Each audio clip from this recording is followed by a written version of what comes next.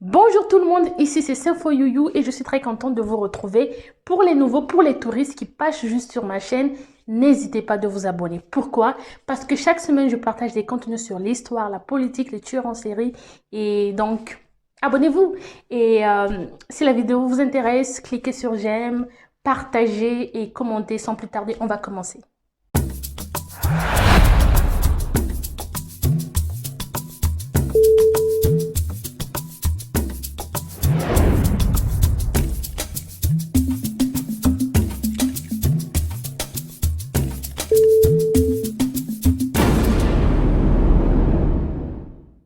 Aujourd'hui, on va faire notre première vidéo sur l'histoire et on va voyager vers...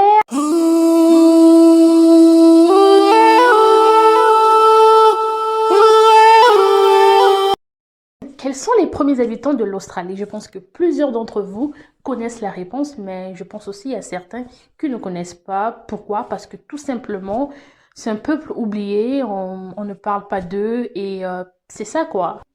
Et je dois mentionner que le mot Australie n'existait pas avant la découverte du continent par les Anglais.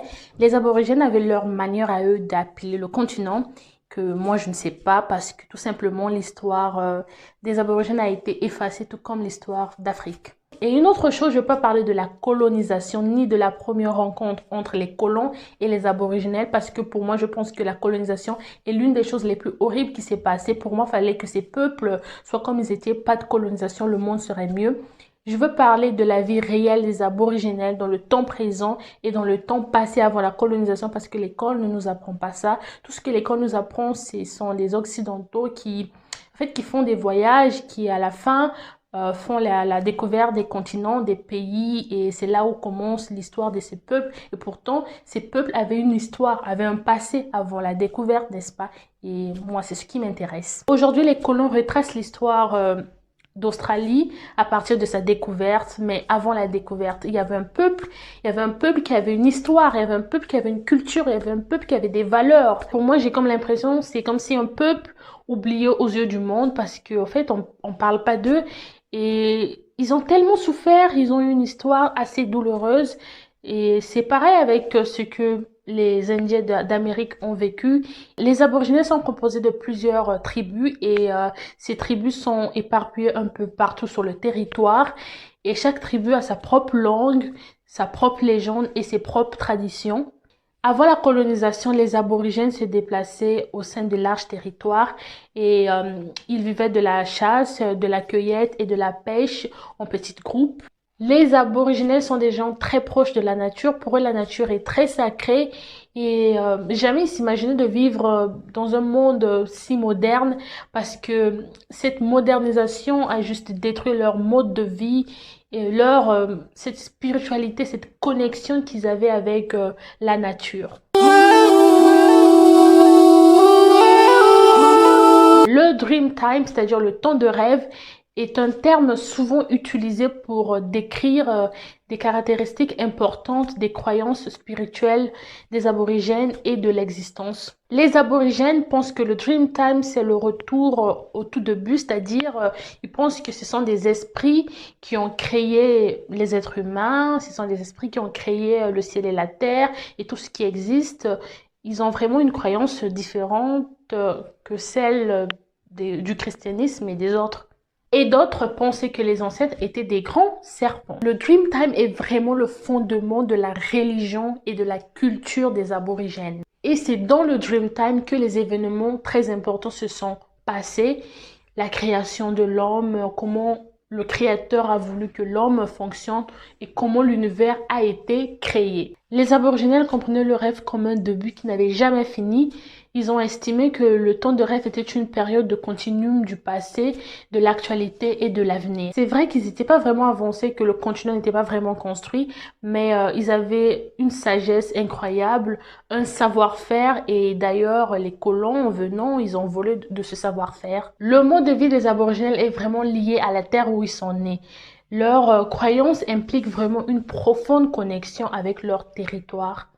C'est pour cela qu'on retrouve de nombreux lieux sacrés propres à chaque tribu. C'est là où ils se rencontrent pour des cérémonies, des rythmes ancestraux.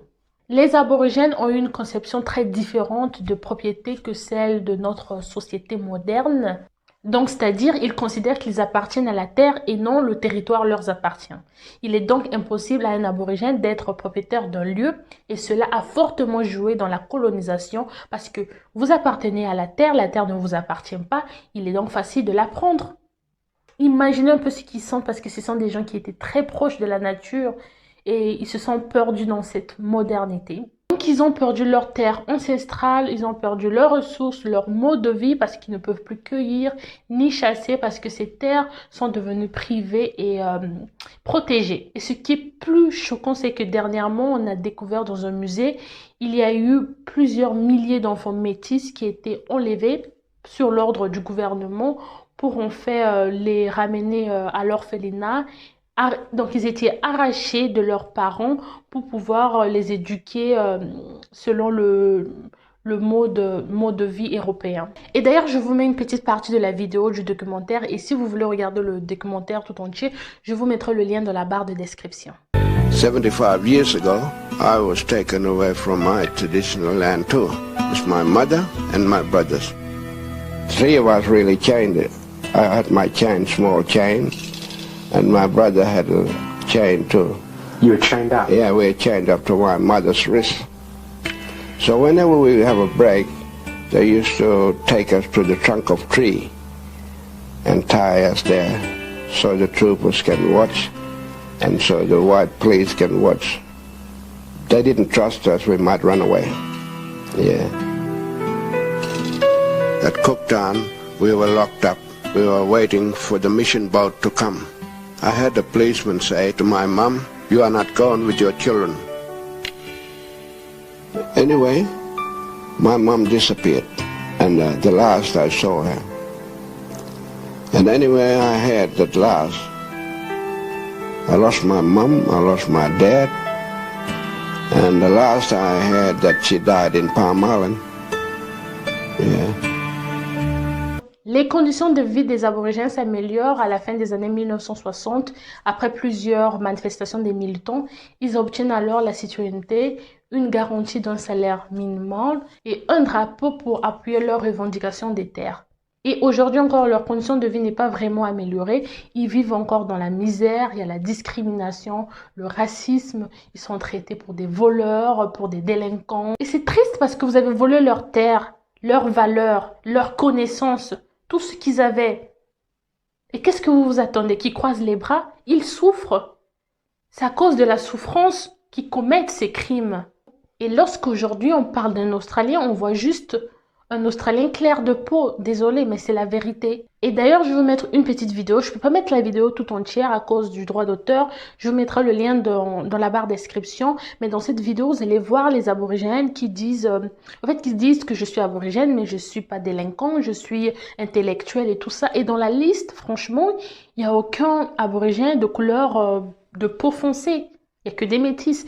Une fois de plus, il y a vraiment la discrimination et le racisme en Australie. Il y a plein de choses qui se passent là-bas que nous ne savons pas parce que on ne montre pas ça dans la télé ni dans les news.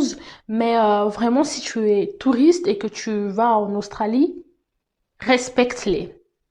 Parce qu'ils sont souvent considérés comme les délinquants, comme les villageois. Respecte-les. Ce sont des gens comme toi qui ont perdu leur terre.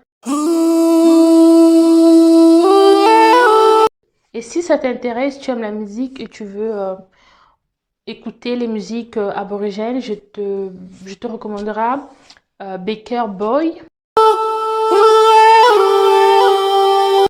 Dreams and goals, taking control on the fundamental role, negative roles, it ain't good for the soul, having the motive is good for a soul, keeping the ball. Et Yotu Yindi qui est un grand musicien et dans ses musiques, il s'exprimait, il parlait de cette injustice envers les aborigènes.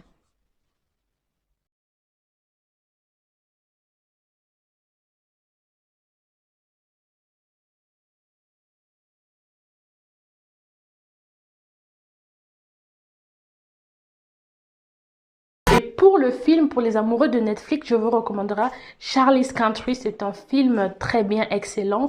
Et je vous mettrai l'extrait de la vidéo, mais si vous voulez regarder la bande-annonce tout entier, je vous mettrai le lien dans la barre description.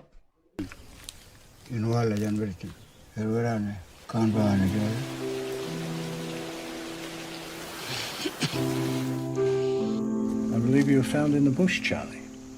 I was born in the bush. I didn't. Sinon, je vous laisse, c'est tout pour aujourd'hui. Merci d'avoir regardé ma vidéo. Si tu veux plus savoir si les aborigènes ont leur vie réelle, je te demanderai alors d'aller regarder ma vidéo suivante après cette vidéo. Je vais publier un documentaire de la vie, juste de tout ce que j'ai parlé dans cette vidéo. Et vous pouvez la regarder. Mais sinon, merci une fois de plus d'avoir regardé. Aime, partage, commente et surtout abonne-toi. Abonne-toi.